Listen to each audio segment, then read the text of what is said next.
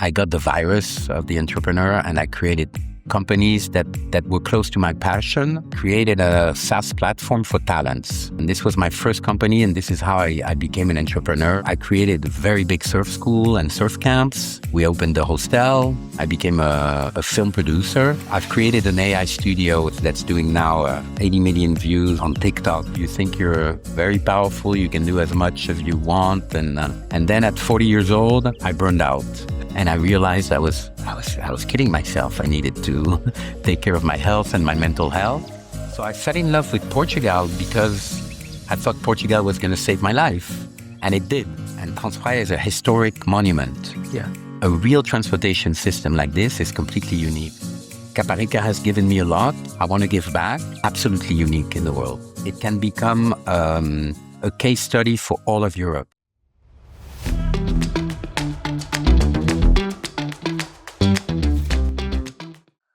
Well, welcome to the Red Chair. Today we have Gregory Bernard. Good to see you, Greg. Good to see you. Founder of the famous Dr. Bernard in Caparica and many other projects. You have a fascinating life. You're French. You've been here for 9 years in Portugal. Where did it all start? It started in Portugal 9 years ago when I decided to move here. But I was born and raised in Paris, France. Mm-hmm. I studied there. I was a little bit of a math nerd, so I studied math and physics and biology. Oh, really? Which university did you go to? I did the French system of Grande École. Uh-huh. So you go through a boarding school, Maths Sup, Maths P, and I went to a school called École Centrale de Paris. Uh-huh. I went to Pont-Chaussée, by the way. You went to Pont-Chaussée, so you know the system perfectly. The system, yes. So it's a very, very tough. Yes. It's a very tough work and the best years of your life because you work between 18 and 21 and then it decides your future. It's a bit crazy, right? It's crazy. It's stupid, I think. But it's amazing because it's like running the Olympics because you work 18 hours a day and then you're ranked and you get in. So you're really into the competition. It's like being a high level athlete. So I came in the first batch of the Central kids back then, and I was passionate about science and about biology. That wasn't that fashionable back then. But which year was this, more or less? 90. I had my bachelor. It was 95, I think, that I came out. Yeah, I was there in 95. Really? Yes, 95, 96. Okay, so we're exactly, yeah. With Saint-Père at the time. And where did you do your Maths Sup? No, this was the Erasmus program. So the Erasmus, so you jumped in. Here in Technico and then I did my so you escaped the prison. Exactly, escaped the prison, yes. I was in prison for 3 years. No, my prison was very nice. Yeah, it was a fun prison because it's an intellectual experience that I will never live again. Like you learn so much in such a short amount of time, and you create relationships that you keep for a lifetime, friendships. I was in Versailles in a Jesuit school called Ginette, so where all the elite kids end up. So it was I was a little bit the bad boy of the elite kids, but it was fun. It was really fun. So this was the French system, but I really wanted to I've spent some of my time in the US and I really wanted to have an opening to the international world as well. So after Centrale, I went to Sciences Po. And I went to, actually I was an intern at the Embassy of France in Washington, D.C. Before 9/11. So I was there 97 to 99, which was a golden age. Golden age. Everything was going well. Yeah. People thought it was the end of history. Yes. There was going to be no wars. There was no problems. There was an optimism. No Soviet Union, no terrorism. It was crazy time to be in Washington, D.C. Yeah. I was there during the Clinton era and I was in Congress every day. Back then you could walk inside the Capitol and outside. I would go to the hearings. It was a different world in the democracy. It was very, very interesting. And I created an agency called l'Agence pour la diffusion de l'information technologique. I didn't create it. I created the office inside the embassy for that agency. That was basically an information agency. And my role was to gather all the strategic, technological and scientific information to send to the biggest CEOs of the biggest company, the equivalent of the Fortune 500 and the government. So for 3 years, I was completely immersed in everything that is technological innovation, So scientific. to send this information to the French CEOs? Or? Yeah, yes. to the French, yeah. So you'd gather this information in the So US? it was gray spying. Right. It was illegal spying. But what's really interesting is that I was in the heart of everything that's happening now, because I was part of the committee they just cloned the Dolly, the sheep. The sheep. Yeah. So it was all the bioethics issues that I was really passionate about. Yes. And I was also part of back then they didn't give a damn about the carbon credits. So they would send the young boy to the meetings, and I was representing the French government about carbon credits in '97, where nobody thought it was going to be an interesting or an important part. And now it's a major, huge part of the economy and the political interest. So I was very interested in that. And I created a conference with the young kids from Sciences Po while I was there, because already I had this feeling that the interests, the back interests needs to be analyzed to really understand what's at stake. When you talk about science, when you talk about technology, there's political and economic interests that are at stake and that are hidden. So I built up a conference on that, and I was part in the US, in Georgetown School of Foreign Service. I was a visiting researcher on a program called Science, Technology, and International Affairs. And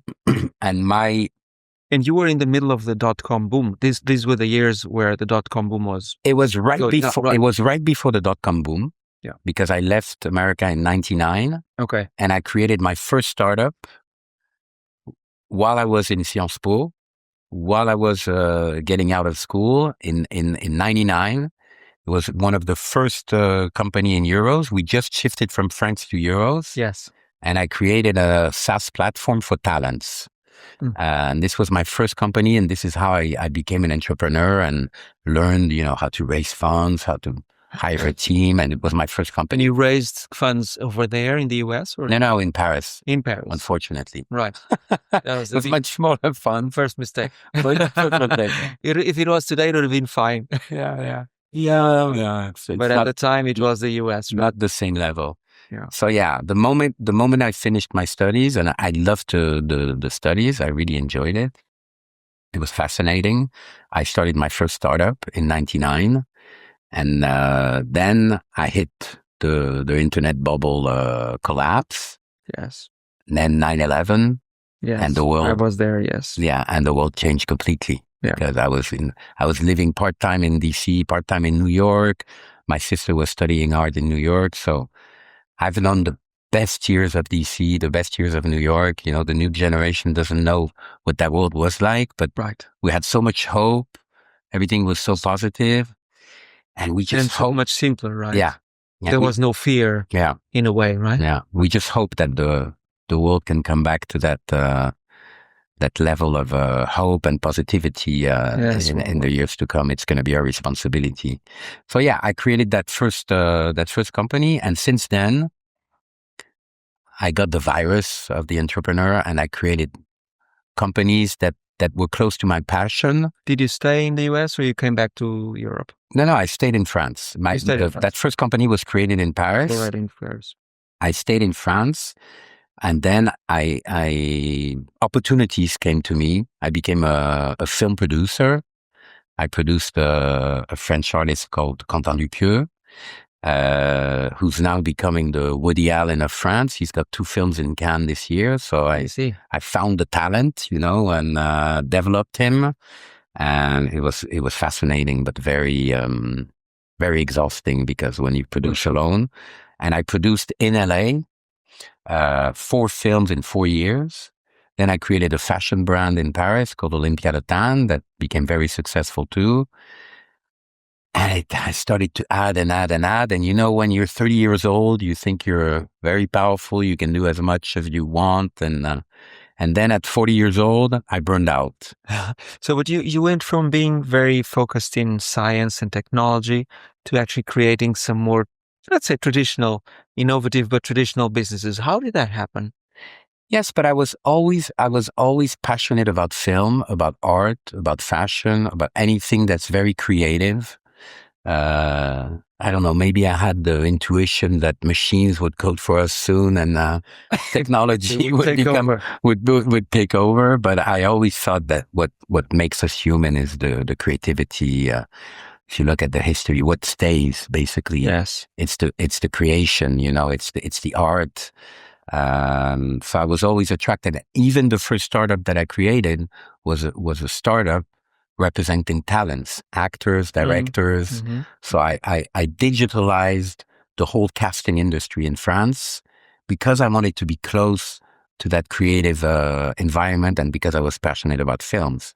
Mm-hmm. Then I worked for the French Cinémathèque, and then I became a producer and tried in my little way to create a disruption in the production process. So this is how I and the reason why I arrived in Portugal. Exactly. There's two reasons why I arrived in Portugal. First reason is I went to Angola to launch. At the moment, Angola was booming. Everybody was saying, "Yeah, you should come. It's incredible." Oil it's like, yeah. But I didn't go for oil. I did telecommunications because this was my field. And I created a social business that was absolutely fascinating because it was empowering micro entrepreneurs in Angola. So I created a franchise inspired by Mohamed Yunus, the Nobel Prize winner. That was little micro companies selling minutes of mobile phones on the street. So you would finance their launch, you would finance their marketing, you would buy the bulk minutes to the operator and then sell it in semi-bulk, and they would sell it with a margin. And there was 10,000 families living with that little income because we created that. So it was a very empowering experience. Technological too, because it was also a platform and a SaaS, but I was working in the Musec. Right. I was working in the Musec of Luanda. And of course, I got in contact with the Kuduro music, started to produce some Kuduro artists there because I thought it was amazing music. Yes. And the rhythm and the vibe. It was unbelievable. Yeah. It was really golden years. And which years were those? It was, I left in 2015, like 10 years ago. 15. Yeah. So then you came here. So you went first to Angola and then you discovered Portugal. How did that happen? I discovered Portugal because I was hiring a lot of Portuguese. Of course. So I would go to Portugal, but I didn't have time to discover the beauty of Portugal because I would go to Ritz, do my meetings, hire people, send them to Angola. And then I was like, Lisbon was very run down. And I was like, there's something beautiful, something very poetic about this city. And then I burned out. I realized, I burned out. Why did you burn out? What happened? I had too many things on my plate, Too many projects, too many things, projects, too many priorities. Stress. When everything's working, it's okay. But then one day you burn out. And I didn't realize I burned out. It's my first yoga session. I didn't believe in yoga. Mm-hmm. I had an awakening during a pranayama session. And I realized I was kidding myself. I needed to take care of my health and my mental health. And I said, okay, to take care of my mental health, I need to be by the sea. I need to have a sound activity like surfing. I need to have a lot of sun, a lot of vitamin D. I need to eat healthy food. And I saw that Portugal was the best country, and also the community, the people there, the friendship, the values, the easiness, the families, connecting, right? So I fell in love with Portugal because I thought Portugal was going to save my life, and it did. And it did. It did. And it's specifically Caparica, because I arrived in Lisbon and I said, okay, I need the closest beach to Lisbon so I can have a city life when I want, but live in the nature. For sure. and I knew nothing about Caparica. I arrived in Caparica. First thing I did was buy a house in Caparica. Back then it was very cheap. Yes. And it changed my life and it saved my life. So my plan was not to do nothing more in Caparica. My plan was don't add anything to your plate. But of course, it cured me. And when I started to feel strong again, a guy came up to me, Barbas, and he told me, I have 3 restaurants. I cannot manage 3. Yes. Do you want to buy my restaurant? And this is how Dr. Bernard was born, because there was no restaurant that corresponded to what I would like to see, like really the beach vibe, the LA vibe. You know, I was living in LA for a while producing films. I wanted to recreate something like LA, like Venice Beach. So I created Dr. Bernard. And this is how it started. And you start with one, then you buy another one, then you buy another one, and it's like a virus. And when you're a serial entrepreneur like me, it's difficult to. You really cannot stop. You cannot stop. For the good and for the bad. I mean, I remember when I've been surfing in Caparica for 40 years, and there was really nothing like your Dr. Bernard, right? And when you arrived and you opened the place, I don't even want to call it a restaurant because it's way more than a restaurant, right? It made a splash in the community, right? It was very different. Thank right? you. Yeah. And you were one of the first believers, I think, in Portugal, in believers in the sense of this new wave of immigrants from all over the world, but also in Caparica, right? Because Caparica it's an amazing spot right next to Lisbon, across the bridge, but pretty run down according to stands. But of course, you were coming from Angola, so it was fine.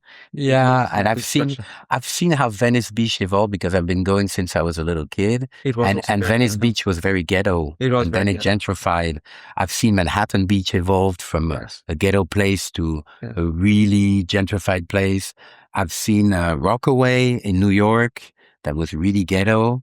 And it's true that in the Portuguese mind, at some point, Caparica was a little bit ghetto, run down and not a lot of security. But when I arrived in Caparica, I was like, this is amazing. Like it's a hidden gem. It's unique. In Europe, it's unique. Yeah. So back then, I talked to the press and I said, this place is going to become better than Venice, better because it's Europe. And they thought you were crazy. And they thought I was crazy, but it's happening. It is happening, literally. It's happening. It's still a little bit run down sometimes. But it's happening. It is much better. And so you launched Dr. Bernard and all these different spots. I think you had 3 at least. Yes. Some stage. I don't know if you still have 3. But anyway, but then you started developing other projects. What other projects do you have? And why did you decide to do that? Yeah, I mean, it's the virus of entrepreneurship. You see, okay, this is missing. And also the community, the Portuguese community, but also the expat community are bringing a lot to Caparica. Yes. The students from Nova, FCT, from Moniz, the newcomers from all around the world. It's very mixed. And of course, the Portuguese community that are really pulling their sleeves and seeing, okay, there's something happening. We're gonna work there. So I created a very big surf school and surf camps. We opened the hostel to house like big groups so we can have this experience. And I fell in love with Transpraia because when I arrived, Transpraia was still working. And this is the most romantic, beautiful, unique in the world transportation. For those that don't know, and I used to go on Transpraia since I was a kid, of course.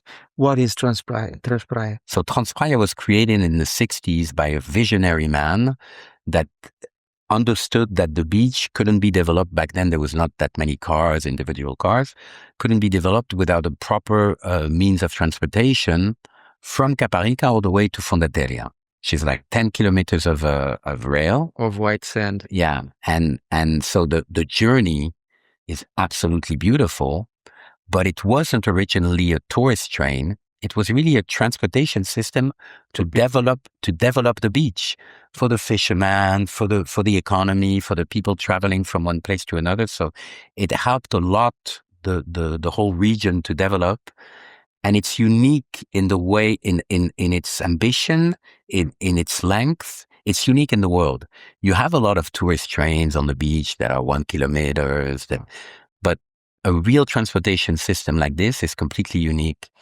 It's a little train, let's put it. It's a little train. It's like a big train. It's a beach train, a very cute, very nice train, which unfortunately has not run for 10 years maybe now. Or since COVID. It stopped with COVID. Oh, there it was still in COVID, still working. Yeah. Right. And now the tracks are full of sand, of course. Of course, yeah. Every year they had to clean the sand. And so on.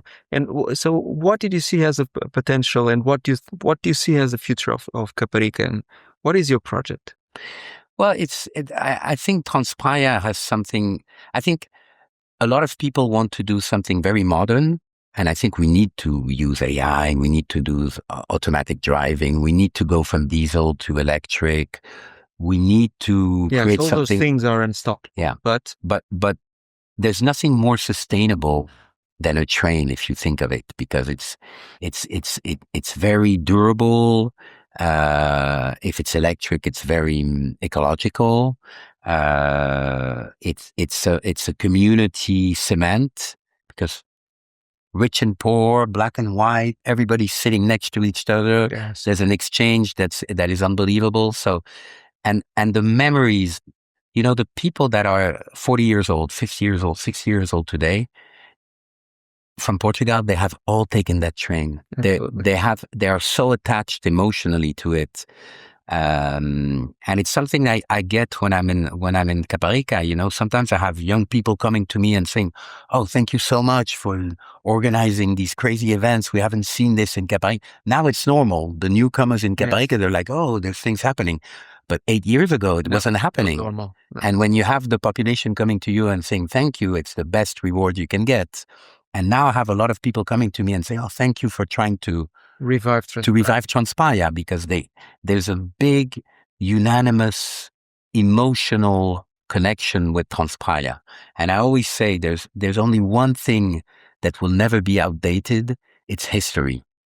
And Transpire is a historic monument. Yes. So of course, I think we should think with the government, with the Câmara da Almada, about the futuristic concept of Transpire, but also try to save the history and the trace it has left in the memories of people. So once we align all this, I think we can do something amazing, and also regenerate the whole path to create something cleaner, more sustainable, preserve the dunes. There's a big problem with the dunes, and it's all along the tracks of Transpire. So canalizing where the people step and where it goes is going to be a joint effort from Transpire and from the Câmara, from APA. So I'm looking forward to having a constructive dialogue with them. Those institutions. With these. But of course, you've run into a few typical bureaucracies in Portugal, right? Which is the other side of the coin of the lovely country. Yes, but it also comes from the fact that I'm French, and I don't necessarily know the right way to put a file into the system and everything. I have to learn also how it works. I have to partner with the right people in Portugal. It's normal that I'm a foreigner. I have to learn. Caparica has given me a lot. I want to give back, and I want to comply with how you do it. Yes. But of course, as an entrepreneur, you're always in a hurry because, this is how you work. You always have to go beyond the line because you want to go fast and you want to deliver. But this is a project that doesn't belong to me or to the investors. It belongs to the community. It belongs to the country. But I think it would be amazing if it could live again, for sure. And it's going to bring so much more than just a transportation system. I know that you're into tech. There's 11,000 students in technology and science at FCT. They need to be part of that community. I would love to create an incubator where people can surf and work. It can become a Silicon Beach, an AI beach, and a tourist place. It can become a case study for all of Europe, Caparica. I really strongly believe that its proximity to the airport, to the central Lisbon, and its beauty makes it a place that's absolutely unique in the world. So I'm still gonna put a lot of my energy into Caparica. No, and that's good because obviously you need entrepreneurs like you that have the energy, the passion, the vision, and the drive not to give up, right? Because it's easy to give up on things, but it is true that I having been to Caparica for, since I was a kid and praia, surfing and so on, it changed. Of course, there's more crowd today, a little bit more than what the locals would like.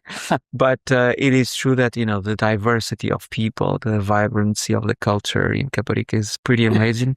And I think you are part of that. You are now part of that fabric. And I hope that project goes well. What else? What are your other plans? Do you have, in addition to Dr. Bernard, which is a success, and Praia, which will be a future success, do you, and the incubator and bringing all this together, do you have other plans? For Caparica, you mean? In general, as an entrepreneur. I mean, I'm always passionate about films. So I've created an AI studio in Paris remotely that's doing now 80 million views on TikTok with educational videos. Right. But more oriented to France and the UK. So it's like purely AI generated. Mm-hmm. And we've a little bit cracked the code to create a virality. It's called Voices. VO1CES.com. So the I becomes a 1. Right. And I wanted to create that case study. And I think I'm going to try to create a channel about Margim Sul, the history, Caparica, so that people get informed that there's a strong history here, strong communities. And of course, it's very expensive. At first, I wanted to do a film, but I'm thinking people are watching short content now. So I will create a channel. I would love the Camarada Armada to participate, the Junta also, and to talk about the history, the strong communities. So that's one of the side projects that I would like to do. But in general, it's really having I like to say, okay, there's a lot of constraints. You're talking about bureaucracy. You're talking about there's money. Frustration. You get a lot of frustration. And as an entrepreneur or as a producer, the successful people always tell you there's two things that are important when you're an entrepreneur, when you're a producer. First one is taste, knowing what will work, knowing where's the talent. Mm-hmm. And the second one is tenacity. Yes. You will have to overcome so many obstacles, so many jealousies, so many people against you. Yes. But if you keep your drive, yes, this is what one day execution capacity, the doors will open. And grit, right? Yeah. You cannot give up. And so you've done a lot of projects and you've seen all these cycles. In addition to those two big lessons, you have to keep the drive, execute, and never give up. What are the things you want to avoid as an entrepreneur in general? What are the things that, looking back at your career, you say, you know what, I should have known this when I was 20 or when I was 25? The mistake I'm making and repeating that mistake, because as an entrepreneur, you cannot be an expert in everything. You cannot be good in everything, but you need to surround yourself with people that are better than you. Yeah. And in my life, every time I found the right person to surround me, better than me, more consistent, more organized, with an expertise, it worked wonders.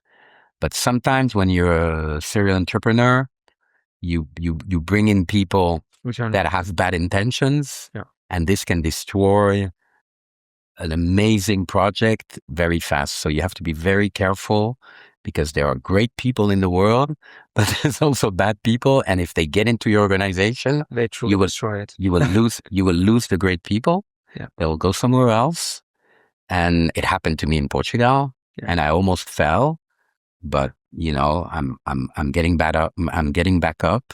And it's part of life. It happened to me in other companies, but it's a mistake I've made many times. Yes. I keep making, but I'm getting better. I'm getting better. It's a learning experience throughout your Learning life. experience. That's a very good advice, Greg. Yeah. Thank you so much, because really it's all about people in the end. It's all You about surround people. yourself with the right people, everything goes well. If it's not the right people, it might not go so well. It actually might go very wrong. True. So thank you so much for sharing that. It was great to have you Thank here you at so much Indico. for having me. All the best with Transpray and Caparica. I'm a big fan. Thank you. So Thank you hope for you your support. enjoyed this episode of the Red Chair. I'll see you another time. Bye-bye.